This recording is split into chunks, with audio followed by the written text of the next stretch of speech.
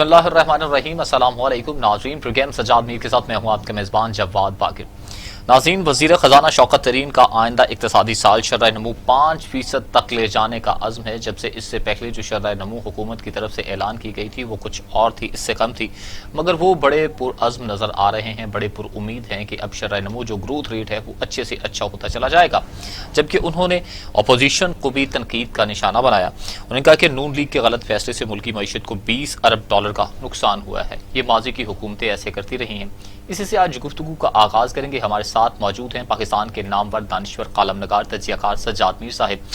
سجاد میر صاحب، وزیر خزانہ شوکت ترین صاحب بڑے پر امید نظر آ رہے ہیں بجٹ کو لے کر اور آئندہ سالوں میں گروتھ ریٹ کو لے کر، کیا کہتے ہیں آپ؟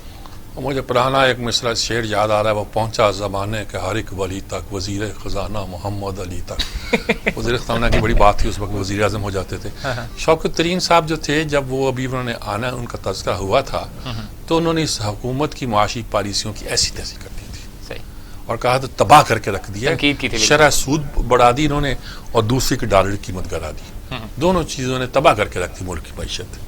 اور لگتا تھا کہ یہ کوئی، لیکن آتے ہی انہوں نے کہا کہ میں دو کام کرنا چاہتا ہوں، ایک تو گروتھ ریٹ بڑھانا چاہتا ہوں اور دوسرا مہنگائی کا خاتمہ، کیونکہ اس کے بغیر تو خیر چارہ ہی نہیں۔ گروتھ ریٹ بڑھانے کی بات جب انہوں نے کی تھی تو اس وقت پاکستان کی جو پروجیکٹڈ گروتھ ریٹ تھی وہ شاید 1 کچھ تھی یا 2.1 تھی، اور انٹرنیشنلی کہا جاتا تھا کہ شاید اس سے بھی کم ہوگی۔ اچھا، آتے ہی ہمارے بیورو آف اسٹیٹسٹکس نے 1.5 مہینے بعد ایک اعلان کیا اور پتہ چلا کہ ہماری گروتھ ریٹ 3.91 ہے، ہو جائے گی، کیونکہ گندم اچھی ہوئی ہے، سیمنٹ بک رہا ہے اور آٹو موبائل بک رہی ہے، موٹر سائیکل اور کاریں وغیرہ،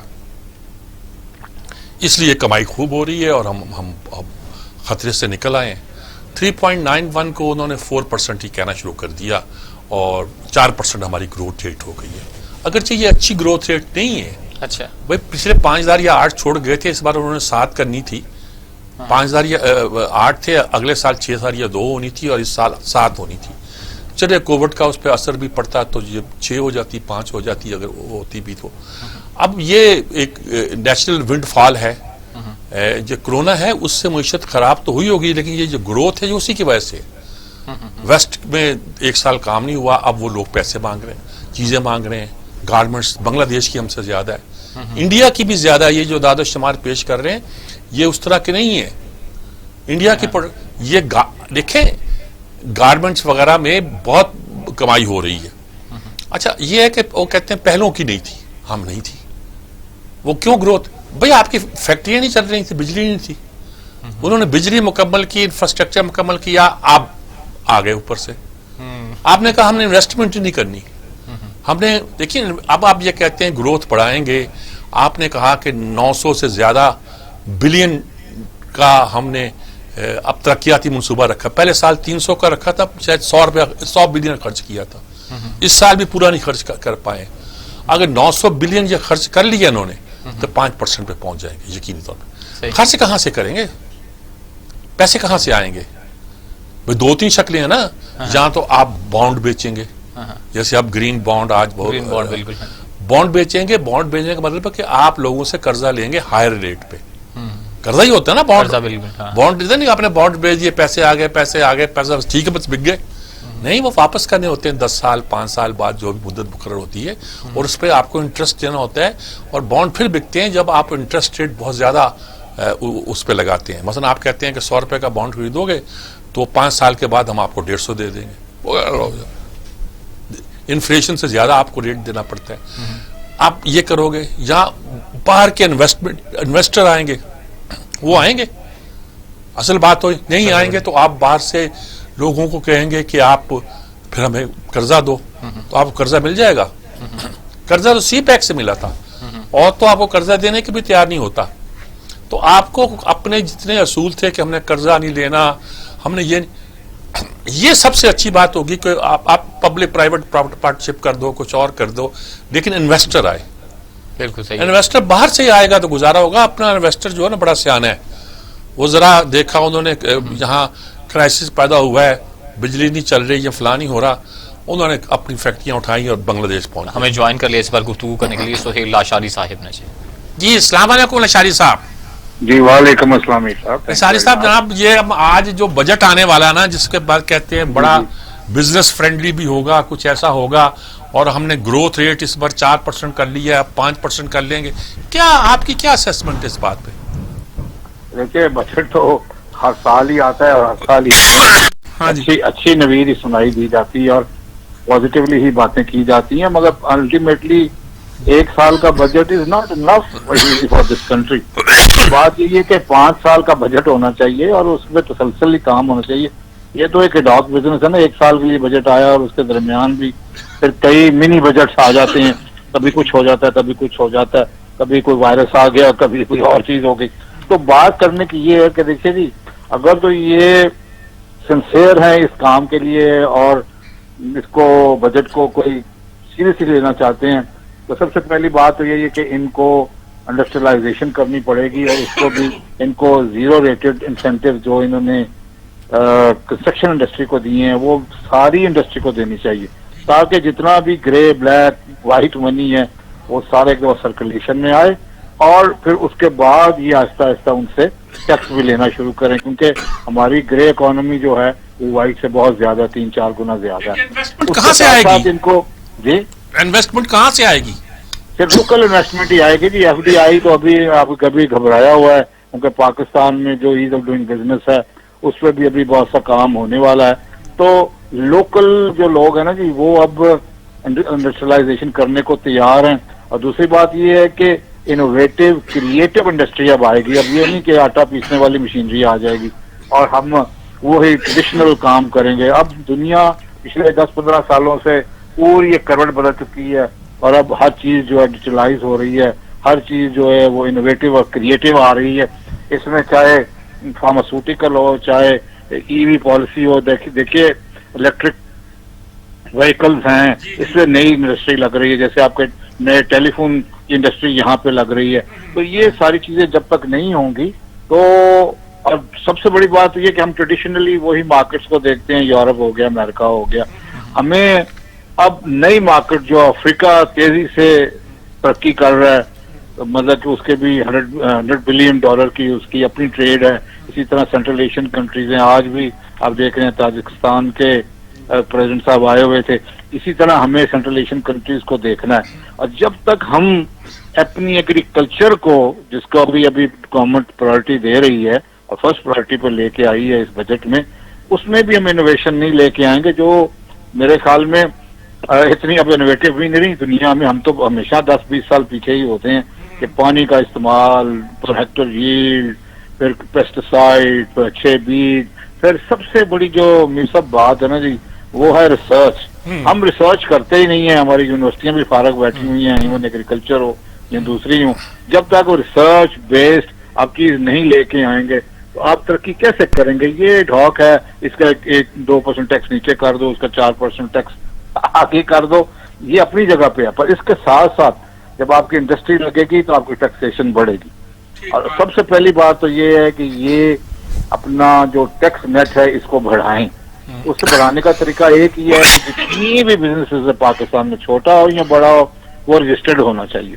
اور جب وہ رجسٹر ہوں پھر آہستہ آہستہ ان پہ ٹیکس کا بوجھ بھی ڈالنا شروع کریں, اور اس سے آپ کی بہت بڑی کلیکشن بڑھ جائے گی.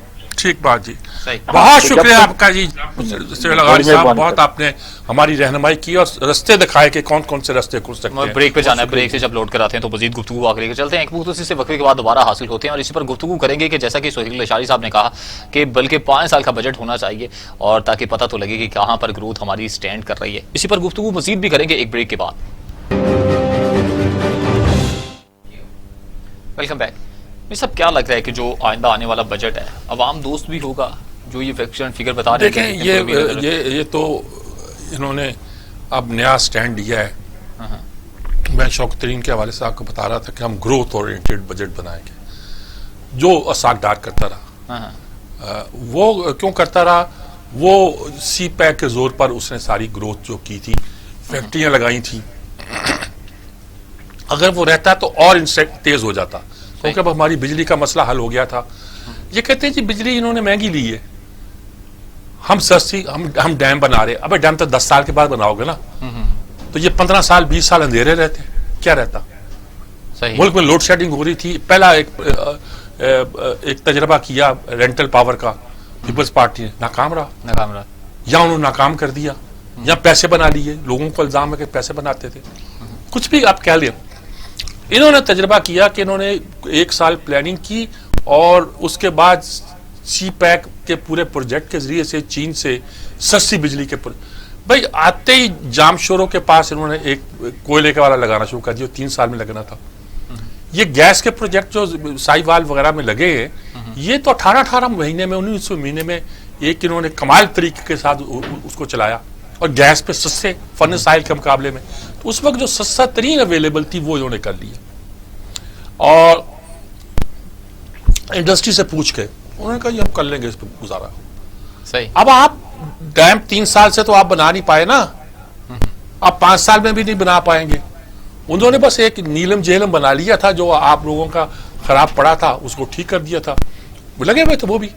اس کی جو ہمارا ڈیم ہے, کیا نام ہے اس کا جو نیا بننا ہے یار, بڑا ڈیم جو ہے بادشاہ کی زمین 130 ارب میں خرید لی تھی, انویسٹ کی. آپ تو اتنا بھی انویسٹ نہیں کر رہے, 3 سال میں اتنا نہیں کیا ہوگا جتنا انہوں نے 1 سال میں کر دیا تھا. صحیح. تو باتیں کرنا آسان ہے. مشرف نے کہا تھا 16 تک میں 5 ڈیم بنا دوں گا, جس میں کالا باغ بھی شامل تھا اور بادشاہ بھی شامل تھا اور محمد بھی شامل تھا اور واسو اور کیا کیا شامل. انہوں نے بھی تو اعلان کر دیا نا 10 ڈیم بنانے جا رہے ہیں, چھوٹے 10 ڈیم. 10 ڈیم بنانے جانا اعلان کرنا آسان ہے نا جی. مجھے بتائیں پیسے کہاں سے آئیں گے, کتنے پیسے لگیں, کہاں سے آئیں گے. چھوٹے چھوٹے ڈیم بنا لو تو اور بات ہے. مطلب یہ ہے کہ اس وقت سارا یہ انفراسٹرکچر تیار ہوا تو آج آپ کی انڈسٹری چل رہی ہے. اصل بات ہے یہ جو 3 سال گزرے ہیں یہ تو ضائع گئے نا. یہ بلیمنگ میں چلے گئے. کچھ بھی نہیں کیا یار, انویسٹمنٹ کی ہی نہیں. تو ہم نے قرضہ نہیں لینا, ہم نے وہ نہیں کرنا, یہ پتہ اس بھائی آپ قرضہ لیں یا کچھ کریں, جب آپ کی گروتھ ہوگی. آپ پرانے سیمنٹ فیکٹریاں صدیوں پہلے لگی ہوئی, اپنے پہاڑ کاٹ کے اپنی دھرتی کو بیچ کے, پتہ نہیں ہے سیمنٹ کہاں جا رہا ہے. ایک بار تھا انڈیا خرید رہا ہے, ایک بار تھا افغانستان خرید رہا ہے. آج کل کیا ہو رہا ہے ہمیں پتہ ہی نہیں ہے. ملک کے اندر اتنی نہیں انڈسٹری شروع ہوئی کہ سیمنٹ اس طرح آپ کو دیتا ہے. آٹو موبائل چل پڑی ہے, آٹوموبائل چل پڑی ہے, موٹر سائیکل چل پڑے, اور بھائی وہ بند پڑ گئی اس انڈسٹری, وہ اٹھا کے لے جانے والے تھے یہاں. اب چل پڑی ہوگی تو کتنی چلی ہے, 5 سال پہلے کتنی تھی, پچھلے سال کتنی تھی, اب کتنی, وہ سوچنے کی بات ہے. بہرحال اگر شوکت ترین کا یہ پروجیکٹ ہے کہ وہ چاہتے یہ ہیں کہ ہماری انڈسٹری جو ہے وہ لگے, پیسے لینے پڑیں گے انہیں. میں نے کہا نا بانڈ سے لیں یا انٹرپرینر کو بلائیں. بھائی اگر انویسٹمنٹ کوئی کرتا ہے تو بڑی بات ہے, لیکن کن شرائط پہ کرتا ہے. تو آپ کو لگتا ہے بیرونی سرمایہ کاری آ جائے گی؟ ابھی تو مجھے لوکل نظر نہیں آ رہی. دیکھیں نا یہ انویسٹمنٹ ہوتی ہے تو آپ یہاں اگر آپ سرکاری کھاتے سے انویسٹ کرتے ہو تو آپ بانڈ بیچو گے. یہاں آپ کے پاس اتنا پیسہ ہوگا, آپ کہتے ہو 900 بلین کا, 900 سے کچھ اوپر 1 ٹریلین کا سمجھ لے. ہم نے گروتھ بجٹ رکھا ہے, ہم نے اپنا ترقیاتی بجٹ رکھا ہے. آپ خرچ کیجئے اس پہ. کہاں سے لاتے ہیں, کیا کرتے ہیں, یہ مجھے نہیں پتا, لیکن اگر آپ نے یہ خرچ کر لیا تو یقیناً گروتھ ہوگی. تو پھر وہ جو اگر آپ نے رکھا ہی بجٹ 300 کا تھا پچھلے سال اور 300 میں بھی 100 پتہ نہیں خرچ کیا تھا, آپ سے تو خرچ بھی نہیں ہوتا. وہ کفایت شاری بھی تو کہتے ہیں نا, کفایت شاری کر کے کمائی نہیں ہوتی. کنجوس انٹرپرینور جو ہے اور جس کو ایکسپینشن کے لیے, جس کو اپنی فیکٹری کو بڑھانے کے لیے شوق نہ ہو, وہ کہ بھائی ایسے چک چک چک چک چلتی رہے. ہمیں جوائن کیا مشہور کالم نویس ڈاکٹر حسین احمد پراچا صاحب نے. مشہور کالم نویس بھی ہیں, دانشور بھی ہیں, تجزیہ نگار بھی ہیں اور معیشت دان بھی ہیں. ان کی بیسک علم جو ہے نا معیشت کا, ہمارے تو دوست ہیں. اگر جو دانشور نہ ہوتے تو کسی ریاست کے شہزادے ہوتے ویسے. السلام علیکم پراچا صاحب. وعلیکم السلام ورحمۃ اللہ. جناب کیسے ہیں آپ, ٹھیک ہیں؟ جی اللہ کا شکر ہے جی, بالکل. اچھا یہ ایک تو بجٹ سیمینار ہو رہے ہیں, کروا رہے ہیں, شہباز شریف بھی جا رہے ہیں, دوسرے ان کے احسن اقبال ظاہر پلاننگ کمیشن کے رہے ہیں, اور یہ ہمارے سابق وزیر اعظم شاد خاقان عباسی وغیرہ آج بہت بولے ہیں. دوسری طرف ترین صاحب لگے ہوئے ہیں کہ اب گروتھ اورینٹڈ بجٹ بنا رہے ہیں, اگلے سال 5% ہوگی, پھر 6% ہوگی. پتہ نہیں وہ کہاں سے لے کے انویسٹمنٹ کرتے ہیں, پیسے کہاں سے آتے ہیں. آپ قرض لیتے ہیں جو انہوں نے لینے سے انکار کیا تھا, یا بانڈ ایشو کرتے ہیں, بانڈ ایشو کرنا بھی قرض ہی ہوتا ہے, یا انٹرپرینر باہر سے آ رہا ہے. کیا لگتا ہے کہ پاکستان ترقی کی راہ پہ گامزن ہو گیا؟ کیا سارے اشاریے ٹھیک ہو گئے ہیں؟ کیا آپ کا کیا لگتا ہے؟ بسم اللہ الرحمن الرحیم. میر صاحب, یہ جب بھی بجٹ قریب آتا ہے تو اس میں اعداد و شمار کی جادوگری اور ساحری جو ہے وہ پوری طرح سے جو ہے وہ جلوہ گر ہو جاتی ہے. جی جی جی. اب یہ جو ہے وہ اس حکومت نے خود اعلان کیا تھا کہ 2019 میں اس کا گروتھ ریٹ وہ -0.47 تھا, اور اس کے بعد یہ کہ حکومت نے خود بتایا کہ 2020 میں ہمارا جو ہے گروتھ ریٹ یہ چلا جائے گا 2.9 پر, جبکہ آئی ایم ایف کا کہنا تھا کہ یہ 2% سے اوپر نہیں جائے گا, اور ورلڈ بینک کا کہنا تھا یہ 1.5% سے اوپر نہیں جائے گا.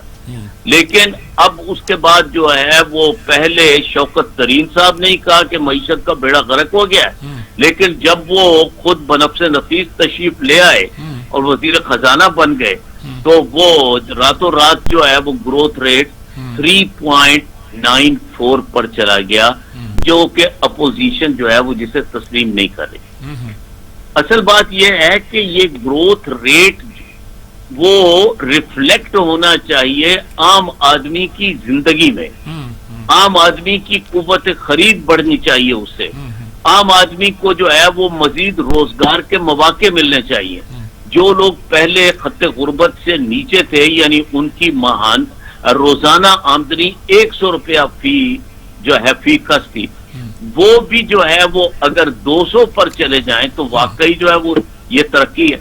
تو اس طرح سے یہ جو ایک وہ چل رہی ہے آپس میں چپکلش کے, وہ کہتے ہیں جی کہ نہیں یہ گروتھ ریٹ بڑا ہے, اور وہ کہتے ہیں نہیں بڑا. اصل چیز یہ ہے کہ اگلے بجٹ میں اگر عام آدمی کی زندگی میں کوئی بہتری آتی ہے, عام آدمی کی زندگی میں کوئی راحت آتی ہے, عام آدمی کو کوئی ریلیف ملتا ہے, تو پھر تو یہ بجٹ جو ہے وہ یعنی بجٹ ہوگا کہ واقعی یہ ایک ان کے لیے جو ہے وہ وجہ تسکین ہوگا. لیکن اگر یہی جو ہے وہ کوئی ٹیکسوں کو آگے پیچھے کر دیا جائے گا, سیلز ٹیکس جو ہے وہ 17% ہے, وہ جو ہے وہ اس کو بڑھا دیا جائے گا یا اتنا رہنے دیا جائے گا یا 1-8% کم کر دیا جائے گا, تو اس سے عام آدمی کی زندگی میں کوئی جو ہے وہ یہ آپ بہت اچھی بات کر رہے ہیں عام آدمی کی زندگی کی. شوکت ترین صاحب پڑھاتے ہیں کہ ہم ٹریکل ڈاؤن کا انتظار نہیں کریں گے, ہم باٹم اپ بھی کریں گے. بات تو بڑی اچھی ہے, کیسے کریں گے یہ پتہ نہیں چل رہا. ہاں جی ہاں, نہیں اس کا وہ کوئی نہیں جو ہے وہ بتا رہے کہ وہ کیسے کریں گے, کیونکہ اس وقت جو ہے وہ جب یہ حکومت آئی تھی تو اس وقت انفلیشن ریٹ یعنی مہنگائی جو ہے وہ 3.5% تھی.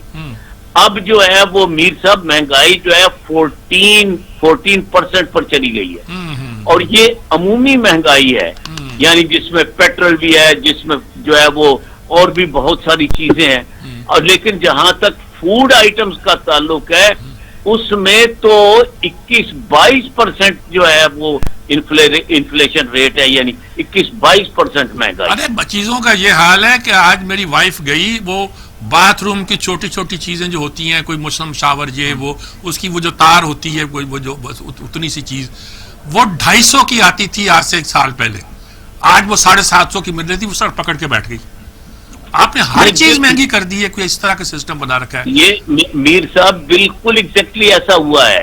یعنی میں ایک میڈیسن لیتا ہوں تو وہ میڈیسن آتی تھی جو ہے 550 کی, 500 جو ہے وہ 550 روپے. اب وہی میڈیسن جو ہے وہ 750 روپے کی ہو گئی ہے, اور باقی بھی اسی طرح ساری چیزیں. جو ٹھیک بات ہے. تو یہ کوئی ایسا جو ہے وہ گورنمنٹ کو نظام یعنی لانا چاہیے. اور یہ جو کہتے ہیں نا جی کہ بالکل جو ہے وہ اس میں کوئی بزدار صاحب جو ہیں وہ اپنا کوئی لٹھ لے کر جو ہے وہ پیچھے پڑ جائیں گے, یا اس کے بعد جو ہے وہ آپ ان کو جو ہے وہ کوئی جو ہے وہ اس کو ریٹیلرز کو اور تاجروں کو کچھ دھمکیاں دیں گے اور اس طرح کے، اس سے نہیں، کوئی اکنامک جو ہے وہ اس کے اپنے جو ہے سٹیپس لینے سے ہی بہتری آئے گی. اور ان سٹیپس میں یہ ہے کہ جب یہ حکومت آئی تو اس نے 13.5% جو ہے وہ انٹرسٹ ریٹ کر دیا. 13.5% کا مطلب ہے کہ کون جو ہے وہ لے کر انویسٹ کرے گا اور اس کو کیا کمائے گا اور کیا پروفٹ لے گا اور کیا تو پھر اب انہوں نے ریٹ کم کیا ہے، لیکن اس کے باوجود 7% پہ ہے جی. 7%. اس میں بھی ایک بڑی کنٹرڈکشن ہے کہ ریٹ 7% ہے، انفلیشن 11% سے اوپر ہے. جی ہاں، وہ مطلب وہ ریٹ تو آپ نے کر دیا لیکن لوگوں اکانومی اپنی جو آپ نے ڈس بیلنس کر دی ساری. جی بالکل بالکل یہی بات ہے کہ اکانومی وہی جو ہے نا جی، یہ تو ماشاءاللہ ریاست مدینہ کی جو ہے وہ مثالیں دیتے ہیں.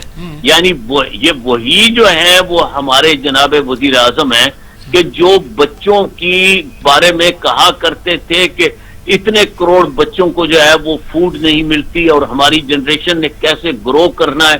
کیا اس وقت یعنی مختلف گیلپ سروے رپورٹوں کے مطابق میر صاحب 1 کروڑ بچہ جو ہے وہ یعنی بالکل کم خوراک کا جو ہے، کم خوراکی کا جو ہے بری طرح سے جو وہ شکار ہے. ٹھیک بات. لیکن کوئی پرسان حال جو ہے وہ کوئی نہیں ہے. ٹھیک بات ہے. تو یہ کہ بہرحال یعنی وہ جو بجٹ آئے وہ ایک طرف جو ہے وہ اپنا جو ہے اس کو جو ہونا چاہیے وہ جو ہے وہ اپنا عوام فرینڈلی ہونا چاہیے. ایک اور بات شاید آپ کے پاس 1-2 منٹ ہو تو میں عرض کر دوں، وہ یہ کہ اب اپنا جناب جو ہے وہ عمران خان صاحب اوورسیز پاکستانیوں کی جو ریمیٹنسز ہیں اس پر بہت ہی خوشی کا اظہار کرتے ہیں اور میرے پاکستانیوں آپ نے یہ کر دیا وہ کر دیا، لیکن کوئی ایک سکیم بھی متعارف نہیں کرائی گئی جس سے اوورسیز پاکستانیوں کے لیے وہاں سے جب مستقلاً واپس آئیں تو ان کے لیے کوئی وسیلہ روزگار موجود ہو. میں نے 2002 والی جو تھی اس کی جو ہے وہ اس کی ان کی جو اپنا مجلس عمل کی حکومت، اس میں جناب قاضی حسین احمد رحمت اللہ علیہ کو باقاعدہ ایک اسکیم دی اور بتایا کہ اس طرح سے مصر میں معاش اسے کہتے ہیں، یعنی یہ کہ وہ پیسے بھیجتے ہیں، حکومت ان کے پیسوں کو مختلف پروجیکٹس میں لگاتی ہے اور اس کے مطابق انہیں پروفٹ دیتی ہے، واپس وہ آتے ہیں تو ان کا مستقل جو ہے وہ ایک طرح سے ان کی انکم انہیں اسی طرح ملتی رہتی ہے جس طرح جو ہے وہ بیرون ملک سے وہ کماتے تھے.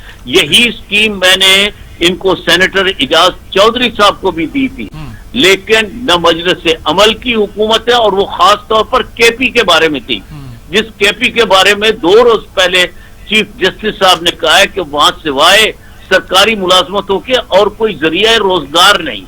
تو اس اسکیم میں یہ تھا جناب کہ آپ اسمال انڈسٹری یونٹ لگائیں، آپ جو ہے وہ کس طرح سے جو ہے وہ صوبے میں نئے اس کے بعد جو ہے وہ جابز کریٹ کریں اور جو ہے، لیکن نہیں، نہ انہوں نے کوئی توجہ دی نہ انہوں نے کوئی توجہ دی. بہت شکریہ آپ کا حسین پراچا صاحب. وقت تو کم ہے ورنہ دل تو چاہتا ہے کہ آپ بات کرتے رہیں، ہم سنتے رہیں اور بہت کچھ ہوتا رہے. بہت شکریہ آپ کا. آئندہ بھی انشاءاللہ آپ کو تکلیف دیتے رہیں گے. جی بہت شکریہ. تو انہوں نے سیدھی بات کی ہے، دانشورانہ بات کی ہے، کیونکہ وہ اکنامکس میں ماسٹر کیا ہوا انہوں نے اور اس پہ انٹرسٹ بھی ہے. انہوں نے ایکس اینڈ فگر بھی آپ کو دے دیے. ٹھیک ہے، بریک پر جانا، بریک سے جب لوٹ کر آتے ہیں تو گفتگو آگے کر چلیں گے. ایک مختصر سے وقت کے بعد حاضر ہوتے ہیں دوبارہ. جی